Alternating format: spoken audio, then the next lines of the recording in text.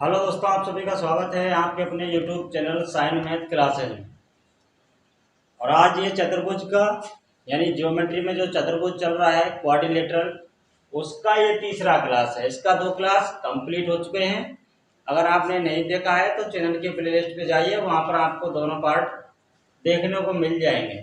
इसकी मैं अलग अलग प्लेलिस्ट बना दिया हूँ, यानी ज्योमेट्री, लाइन एंड एंगल करके, जिसमें रेखा और कोण से संबंधित सभी बेसिक बातें हैं और इसमें छोटे छोटे प्रश्न भी हैं। और इसकी मैं जो चतुर्भुज करा रहा हूँ इसकी भी प्लेलिस्ट बना दी है, जिसमें लिखा है ज्योमेट्री क्वाड्रिलेटरल, यानी कि ज्योमेट्री चतुर्भुज। इसका मतलब है कि चतुर्भुज में जितने भी बातें की हैं हमने, जितने भी प्रकार के चतुर्भुज को पढ़ना है, उन सभी की चर्चा हमने इस प्लेलिस्ट में की है। मतलब सभी वीडियो इस प्लेलिस्ट में आपको मिलेंगे। तो चलिए आज स्टार्ट करते हैं तीसरा क्लास। अगर आपको वीडियो पसंद आए तो चैनल को सब्सक्राइब जरूर कीजिए और बगल में जो बेल आइकन दिखती है आपको सब्सक्राइब करते समय, उसको भी आपको दबा के ऑल नोटिफिकेशन पर सेट कर लेना है। इसका मतलब क्या है कि हम कभी भी वीडियो अपलोड करेंगे उसका नोटिफिकेशन आपके पास पहुंचेगा, आपको पता चलेगा कि वीडियो डल चुकी है, तब आप उस वीडियो को देख पाएंगे। तो चलिए दोस्तों स्टार्ट करते हैं आज की क्लास। तो आइए दोस्तों, आपको पता होगा, अगर आप स्टार्टिंग से वीडियो को देख रहे हैं, हमारे वीडियो को लगातार बने रहे हैं हमारे इस चैनल पर, तो आपको पता चलेगा कि हमने क्या करा दिया और तीसरे पार्ट में कौन कौन सी चीज़ हैं जो चतुर्भुज में अभी चर्चा नहीं की है हमने। तो आज उन्हीं के बारे में हम चर्चा करेंगे। देखिए, सबसे पहले मैंने आपको एक वर्ग बताया था। ऐसे ये वर्ग है, बिल्कुल बताया था। और इस वर्ग को ही मैंने ऐसे खींच के ऐसे बना दिया था। और इसको क्या नाम दिया था, आपको याद है क्या नाम दिया था? इसका नाम तो वर्ग है, इसका नाम क्या है? तो ये नाम दिया था मैंने समचतुर्भुज। समचतुर्भुज इसका ये नाम दिया था। और एक बताया था मैंने आयत, ये आयत है, इसका नाम आयत है। और आयत को ही ऐसे पकड़ के खींच लिया तो ये ऐसे बन गया ऐसे। इसका नाम क्या है? तो ये जो आयत है, क्या ये समचतुर्भुज है? क्या सोचिए। तो ये समचतुर्भुज नहीं है, क्योंकि इसकी चारों साइड बराबर नहीं है। हाँ, ये दोनों समचतुर्भुज हैं, ये दोनों समचतुर्भुज में आएंगे और आयत इसमें नहीं आएगा। तो आयत किस में आएगा? आयत। और ये इसका जो नाम है वो क्या है? तो इसका नाम है समानांतर चतुर्भुज। क्या नाम है? समानांतर चतुर्भुज इसका नाम है। समानांतर मतलब दो भुजाएं इसकी समानांतर है, आमने सामने की दो भुजाएं समानांतर है। या तो आप इसको देखिए या इसको देखिए, इसकी चारों भुजाएं बराबर नहीं है और इसकी भी नहीं है, इसलिए ये समानांतर चतुर्भुज में। और ये भी समानांतर चतुर्भुज में आएगा और ये भी इसमें आएगा और ये भी इसमें आएगा, यानी समानांतर चतुर्भुज में सभी आएंगे। वर्ग है, आयत है, समचतुर्भुज है, समानांतर चतुर्भुज है। क्लियर? आपको मैंने इतना बता दिया था। और क्या बताया था मैंने कि इसमें जो विकर्ण है, वर्ग के जो विकर्ण है वो आपस में बराबर होते हैं। जितना पहले वाला ये विकर्ण होगा उतना ही ये विकर्ण होगा। और आयत में भी ऐसा होता है कि ये विकर्ण जितने का होगा उतना ही ये विकर्ण होगा। क्लियर ना? विकर्ण इसके आपस में कैसे होते हैं? तो समान होते हैं। और इसमें समचतुर्भुज में क्या होगा कि ये विकर्ण ये बड़ा होगा और ये विकर्ण छोटा होगा, क्योंकि हमने इस वर्ग को ऐसे खींचा था। तो जिधर आप खींचेंगे उधर वह भुजा तो बड़ी होगी ये, और ये भुजा छोटी होती जाएगी। तो ये भुजा इसमें छोटी होती है। और ये जो मैंने कोण बताया था, तो इसमें समचतुर्भुज में 90 डिग्री पर मिलता है ये दोनों विकर्ण, इसमें वर्ग में भी और समचतुर्भुज में। वर्ग भी तो एक समचतुर्भुज है, लेकिन इस आयत में 90 डिग्री पर मिले ऐसा कोई निश्चित नहीं है, क्योंकि ये भुजा छोटी है और इस भुजा को बड़े करेंगे तो उसी प्रकार से ये कोण भी बड़ा होता जाएगा। क्लियर ना? यानी इसमें निश्चित नहीं है, फिक्स नहीं है कि ये 90 डिग्री पर ही होगा, इसमें भी फिक्स नहीं है कि ये 90 डिग्री पर होगा। क्लियर ना? तो समचतुर्भुज में बिल्कुल फिक्स है कि ये 90 डिग्री पर होगा। इतनी बात हम पहले कर चुके हैं। अब इसमें कुछ आगे सीखते हैं, इसका कुछ और बेसिक है जो आपको समझना है। इतना तो हम 2 पार्ट में चर्चा कर लिए। तो सबसे पहले बात करते हैं वर्ग की, कि वर्ग में ऐसा कौन सा कॉन्सेप्ट छुपा हुआ है जो अभी तक विद्यार्थियों को पता नहीं है।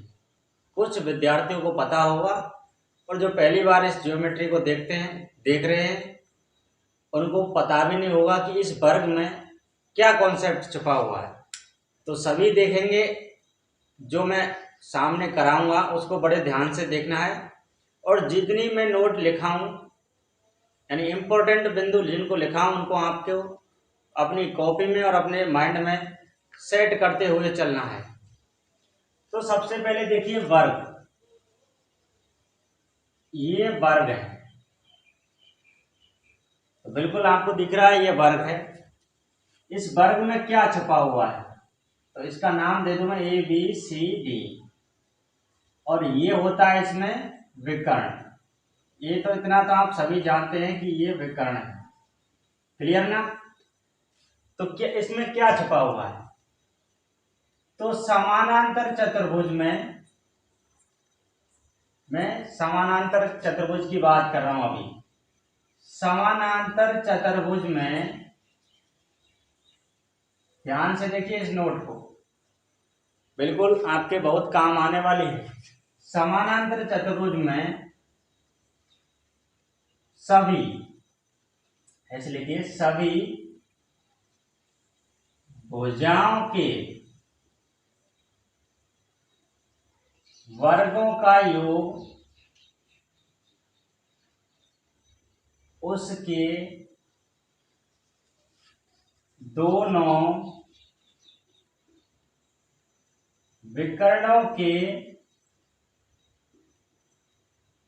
योग के बराबर होता है,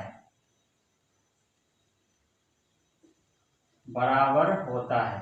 क्या लिखा मैंने, कि समानांतर चतुर्भुज में सभी भुजाओं के वर्गों का योग, जितनी भी इसमें भुजा दे रखी है उनके वर्गों का योग दोनों विकर्णों के योग के बराबर होता है। जो 2 विकर्ण आपको दिख रहे हैं, ये जो तिरछी लाइन है, इसी को विकर्ण कहेंगे। इनके वर्गों के योग के बराबर होता है इसमें।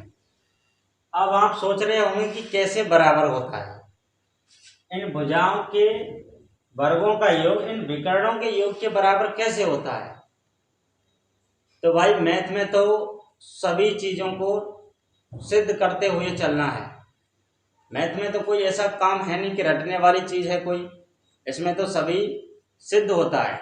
बिल्कुल मैं आपको सिद्ध करके बताऊंगा। इतना आपने लिख लिया पहले। समानांतर चतुर्भुज में मैंने समानांतर क्यों लिया, क्योंकि समानांतर में सभी आते हैं। कौन कौन से, तो वर्ग भी एक समानांतर चतुर्भुज है, सम चतुर्भुज भी एक समानांतर चतुर्भुज है, और आयत में भी ये काम करेगा, और समानांतर चतुर्भुज तो ये है ही। क्लियर। अब मैं इसको मिटा रहा हूं, पर ये आपको याद रखना है। तो समानांतर चतुर्भुज में अगर मैंने ये भुजा 10 दे दी, ये 10 दे दी, ये 10 दे दी, ये 10 दे दी, तो मुझे ये बताइए, ये वर्ग है, और वर्ग में प्रत्येक साइड बराबर होती है।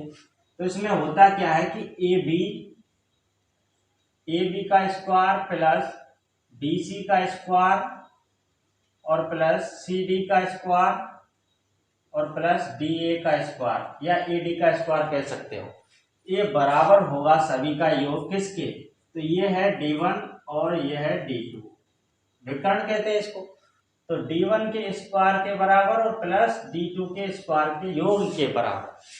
तो बिल्कुल मैंने ये 10 इसकी भुजा दे दी वर्ग की, तो बिल्कुल यहाँ पर सिद्ध करेंगे। AB कितना है, तो 10, तो 10 का स्क्वायर प्लस फिर 10 का स्क्वायर, क्योंकि सभी भुजाएं इसमें 10 10 हैं, और 10 का स्क्वायर बराबर D1 कैसे निकालते हैं, इस वर्ग में विकर्ण कैसे निकालते हैं, तो सम चतुर्भुज में कैसे विकर्ण निकालते थे। ये भी एक सम चतुर्भुज है, तो सम चतुर्भुज में ये विकर्ण आपस में दोनों समान होंगे कि नहीं होंगे, बिल्कुल होंगे। तो कैसे निकालते हैं, विकर्ण का फॉर्मूला मैंने आपको बताया था कि सम चतुर्भुज में कैसे निकालते हैं। हाँ, ये सम चतुर्भुज भी है और समानांतर चतुर्भुज भी है, लेकिन ये सम चतुर्भुज मैंने ऐसे लिया क्योंकि इसका विकर्ण निकालने के लिए हमने पढ़ा था √2 × भुजा है इसकी 10 और रूट 2 इसमें गुणा करना है, तो 10 का गुणा रूट 2 से करेंगे, ये आ जाएगा 10 रूट 2। तो इसका एक विकर्ण 10 रूट 2 है, और इतना हमको पता है, इतना हमने पहले ही पढ़ लिया है कि दोनों विकर्ण इसमें समान होते हैं। तो पहला विकर्ण है 10 रूट 2, ऊपर स्क्वायर कीजिए, और प्लस दूसरा भी विकर्ण 10 रूट 2 होगा इसमें, क्योंकि दोनों विकर्ण आपस में बराबर होते हैं।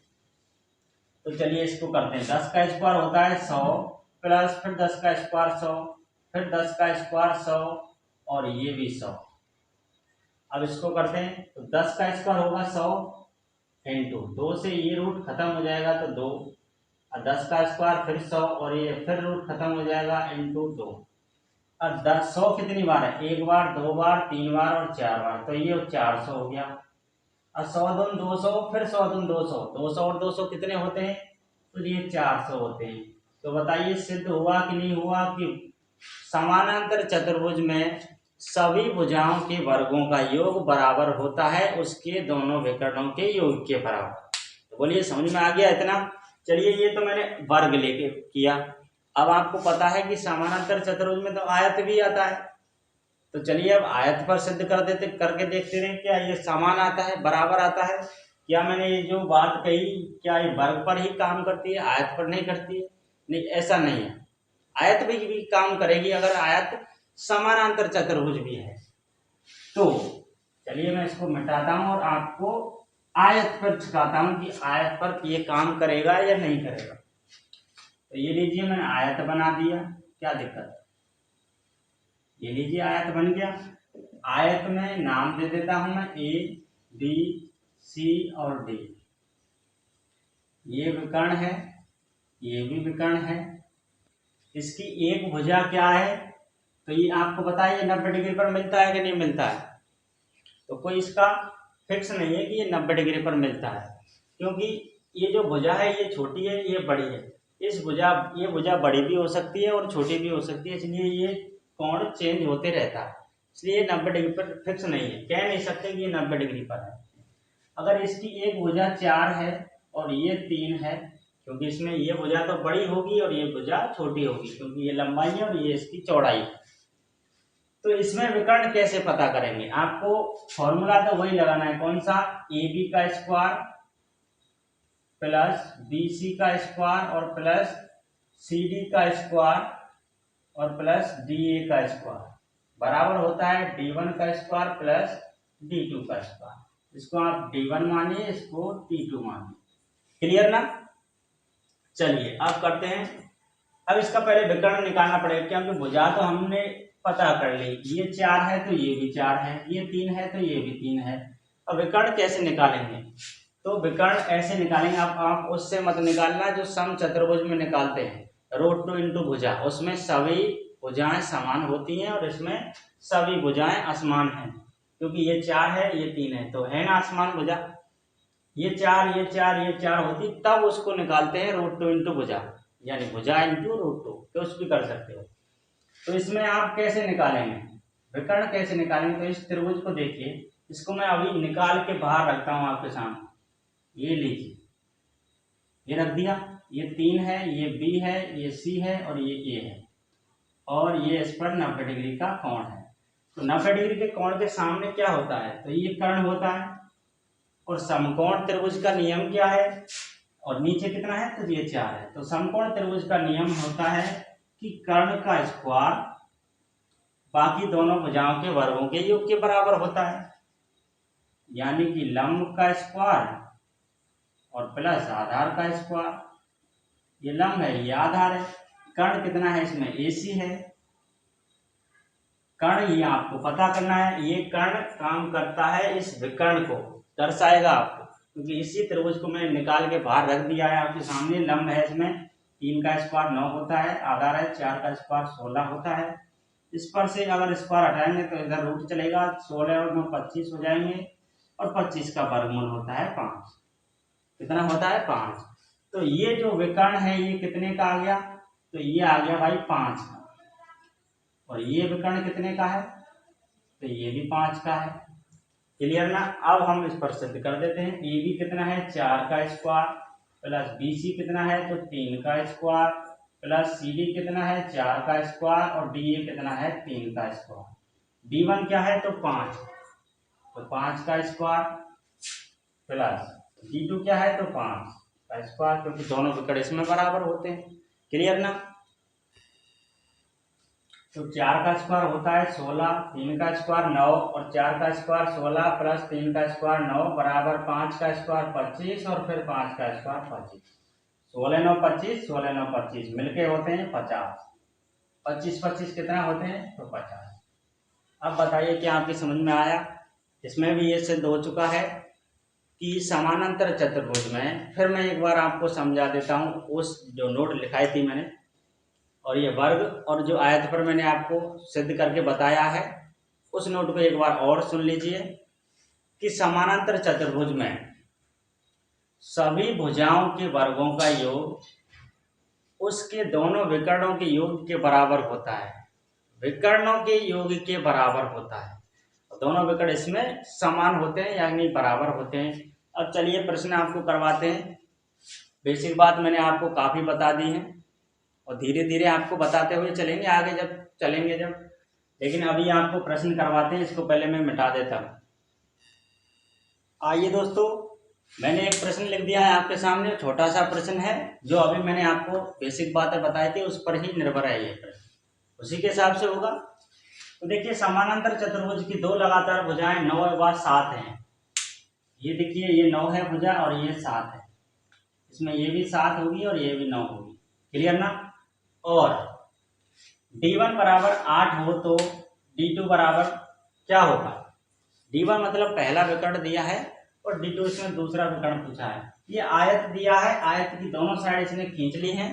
ये चित्र मैंने छोटा बनाया है लेकिन ये आयत है और ये समानांतर चतुर्भुज है, क्योंकि एक भुजा 9 है, एक 9 दूसरी इसमें 7 है।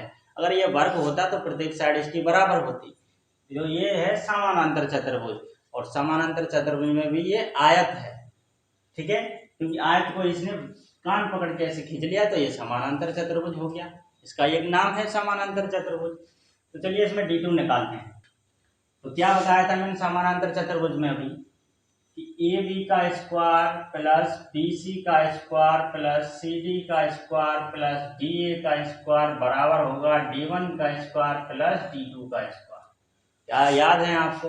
सभी भुजाओं के वर्गों का योग उसके विकर्णों के योग के बराबर होगा।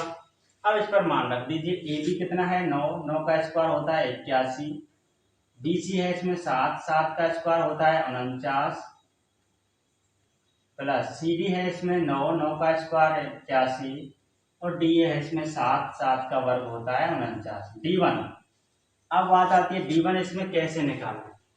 तो d1 विकर्ण कैसे निकालेंगे? अगर समचतुर्भुज होता तो हम पहले जैसे निकाल सकते थे √2 इंटू भुजा करके, लेकिन ये तो आयत है। समानांतर चतुर्भुज में कैसे निकालेंगे? तो मुझे ये बताइए, ये समानांतर चतुर्भुज है तो ये दोनों विकर्ण, ये जो दोनों विकर्ण आपको दिख रहे हैं इनके वर्गों के योग के बराबर होगा इनकी जो भुजाओं का योग है। तो d1 है इसमें क्या, d1 आप इसको मानिए और ये d2 है, क्योंकि इसमें d2 ही आपको निकालना है। तो x का मान निकालना है तो 8 का स्क्वायर और प्लस 8 का स्क्वायर कितना होता है लिख देता हूं मैं 64 प्लस x का स्क्वायर, क्योंकि d2 इसमें x माना है। तो इनको सभी को जोड़ते हैं, 9 और 1 10, 10 9 19 और 1 20, 0 हासिल 2, 4 और 8 12, 12 4 16, 16 8 24, 24 और 2 26, ये 260 हुआ बराबर 64 प्लस एक्स स्क्वायर। अब 64 को इधर लाएंगे तो ये घटेगा, 64 को घटा देते हैं एक्स स्क्वायर, तो ये इसको घटाएंगे तो ये आपका निकल के आएगा 196 बराबर एक्स स्क्वायर। और जब इधर से स्क्वायर हटेगा तो इधर रूट चढ़ेगा, आपको पता है इधर एक्स बचेगा। 196 का वर्गमूल होता है 14, एक्स का मान आ गया 14। ये एक्स जो है वो है 14 है, कितना है तो ये 14 है और ये जो है ये 8 है। अब हम वैसे इसका आंसर हो गया 8, कितना सॉरी 8 नहीं 14। तो जो हमने ये फॉर्मूला इस पर लगाया तो इसी से तो आया ये मान। अब इसको सिद्ध करके देख लेते हैं। अब ये 14 हमारे पास आ चुका है तो क्या इन भुजाओं के वर्गों के योग के बराबर है इन दोनों विकर्णों का योग? बिल्कुल होगा, 8 का स्क्वायर 64 होगा। भुजाओं के वर्गों का योग हमने कर लिया है, अभी कितना आया था तो 260 आया था। इनके जो विकर्ण है इनके वर्गों का योग भी 260 आना चाहिए, तभी ये बराबर होगा। तो 64 8 का स्क्वायर होता है और 14 का स्क्वायर 196 होता है। 6 और 4 10, हासिल 1, 9 से 15 और 1 16, 1 और 1 हासिल का 2। तो बताइए दोनों विकर्ण बराबर हुए कि नहीं हुए? दोनों विकर्णों का योग उसके भुजाओं के वर्गों के योग के बराबर हुआ कि नहीं हुआ? हो गया ना? समझ में आ गया होगा। मैंने पूरी तरह से आपको ये सवाल खोल के बता दिया है। क्लियर? आपको समझ में आया होगा। अगर आपको समझ में आ गया हो तो चैनल को जरूर सब्सक्राइब कीजिए, बेल आइकन दबाइए और उसे नोटिफिकेशन को ऑल कीजिए और इस पर कमेंट करके बताइए कि आपको समझ में आ रहे हैं सवाल या नहीं आ रहे हैं। चलिए अब अगला सवाल करते हैं। सवाल है दूसरा, किसी समचतुर्भुज के विकर्ण क्रम से 16 सेंटीमीटर तथा 12 सेंटीमीटर हैं। समचतुर्भुज की कहा है इसने कि किसी समचतुर्भुज के विकर्ण क्रम से 16 सेंटीमीटर और 12 सेंटीमीटर है, तो इसका क्षेत्रफल ज्ञात कीजिए। मैंने आपको पहले ही बता दिया कि समचतुर्भुज का क्षेत्रफल क्या होता है। तो समचतुर्भुज का क्षेत्रफल निकालने के लिए यानी एरिया निकालने के लिए समचतुर्भुज का क्षेत्रफल क्या होता है? 1/2 इंटू D1 इंटू D2 ये होता है। D1 इसमें विकर्ण है, पहला विकर्ण, और D2 इसमें दूसरा विकर्ण है। तो दोनों विकर्ण दे रखे हैं, कोई दिक्कत होनी नहीं चाहिए। D1 है इसमें 16 और D2 है 12। 2 से काटेंगे 8 बार में, 8 इंटू 12 करेंगे, 12 अट्ठे होते हैं 96। तो इसका क्षेत्रफल कितना आ गया? 96। ये बहुत आसान सवाल है, आपको समझ में आ गया होगा। और कुछ अच्छा प्रश्न आपके सामने लगाते हैं। आइए दोस्तों, बहुत अच्छा सवाल मैंने आपके स्क्रीन पर लगा दिया है, बोर्ड पर लिखा दिया है, उसको पहले ध्यान से पढ़िए। किसी समचतुर्भुज के विकर्णों पर बने वर्गों का क्षेत्रफल का योग, वर्गों के क्षेत्रफलों का योग 400 वर्ग मीटर है, तो भुजा ज्ञात करो। ऐसा सवाल आपको जब भी आए तो कैसे करना है? बहुत गजब का सवाल आपको सामने लगाया है मैंने। तो चलिए इसको करते हैं। किसी समचतुर्भुज के विकर्णों पर बने वर्गों का क्षेत्रफल कितना दिया है? 400 वर्ग मीटर दिया है, तो भुजा ज्ञात करनी है। समचतुर्भुज की बात कर रहा है, तो समचतुर्भुज पहले हम बना लेते हैं। इधर बना लेता हूं मैं नीचे, ये लीजिए मैंने समचतुर्भुज बना दिया। ये एक समचतुर्भुज है। समचतुर्भुज बनता है वर्ग में से, वर्ग के ऐसे कान को पकड़ के खींच दिया तो ये समचतुर्भुज हो गया। अब इसमें भुजा बराबर होती है, ये तो आपको सभी को पता है, और ये है विकर्ण। अब सवाल को ध्यान से पढ़िए। देखिए समचतुर्भुज हमने बना दिया है कि विकर्णों पर बने वर्गों का क्षेत्रफल। समचतुर्भुज के विकर्ण आपको दिख रहे हैं, ये विकर्ण है आपस में दोनों, ठीक है ना? और ये जो विकर्ण है इन पर एक वर्ग, 2 वर्ग बने हुए हैं, क्योंकि 2 विकर्ण हैं तो 2 वर्ग बनेंगे। 2 विकर्णों पर बने वर्गों का क्षेत्रफल, वर्गों का क्षेत्रफल मतलब इधर से एक वर्ग खींचेगा इस पर, ये वर्ग है। ये मैंने ज्यादा बड़ा कर दिया, लेकिन ज्यादा बड़ा वर्ग होगा नहीं, क्योंकि वर्ग में चारों साइड बराबर होती हैं। इस विकर्ण से मैंने एक वर्ग खींच दिया, तो ये जो विकर्ण आपको दिख रहा है इधर भी एक वर्ग खींचेगा ऐसे। क्लियर ना? तो इनका क्षेत्रफल, दोनों के क्षेत्रफलों का योग दिया है हमको 400 वर्ग मीटर। और इसमें भुजा निकालने के लिए कहा है कि समचतुर्भुज की भुजा बता दो कितनी है। जब भी आपको इस टाइप का सवाल दे एग्जाम में कि विकर्ण से 2 वर्ग खिंचवा रहा है और उनके क्षेत्रफलों का योग दिया है सवाल में और भुजा पूछी है, तो आपको एक फॉर्मूला याद रखना है कि 4a² बराबर 4a² ये क्षेत्रफल के लिए है, और क्षेत्रफल दिया है इसमें कितना? तो 400। 400 को काटेंगे 100 बार में, और a² बराबर 100 हो गया। अब a से a² हटेगा तो 100 पर चढ़ेगा, और 100 का वर्गमूल होता है 10। तो a इसमें पता करनी है, यानी भुजा ज्ञात करनी है। तो a इसमें 10 10 10 10, ये 10-10 इसकी भुजा हो जाएगी। बोलिए आपको ये कॉन्सेप्ट समझ में आया कि नहीं आया? दोस्तों उम्मीद करता हूँ आपको आसानी से समझ में आ गया होगा। दोबारा मैं फिर समझा रहा हूँ आपको कि समचतुर्भुज में जब विकर्णों से होकर कोई वर्ग खिंचवा रहा है और उनके वर्ग दो विकर्ण है तो दो क्या खींचेंगे, इसमें वर्ग खींचेंगे। या आप इधर खींचिए या ऊपर खींचिए, कोई दिक्कत नहीं है। और उनके क्षेत्रफलों का योग दे के रखे सवाल में और भुजा पूछे तो आपको फटाक से 4a² बराबर क्षेत्रफल के लिए 4a² होता है और क्षेत्रफल इसमें दिया है, इसलिए ये आपस में बराबर हुए। 4 से 400 को काटेगा 100 बार में और स्क्वायर हटेगा रूट चढ़ेगा, 100 का वर्गमूल होता है 10। इससे आप भुजा निकाल सकते हो कि ये भुजा जो दे रखी है ये है 10 सेंटीमीटर। कितनी है? 10 सेंटीमीटर। तो चलिए दोस्तों आज की वीडियो को बस यहीं पर ख़त्म करते हैं। मिलते हैं आपके साथ नेक्स्ट वीडियो में और जल्दी ही मिलते हैं। अगर आपको क्वेश्चन समझ में आए हैं, आपके दिमाग में घुस गए हैं या बैठ गए हैं या सेट हो चुके हैं, तो इस चैनल को ज़रूर सब्सक्राइब कीजिए, दोस्तों के साथ इस वीडियो को भी शेयर कीजिए और कमेंट करके ज़रूर जाना है कि आपको ये वीडियो कैसी लगी। हम आपको जल्दी ही दूसरा इसका अगला पार्ट लेके आए हैं। यहाँ तक वीडियो देखने के लिए धन्यवाद।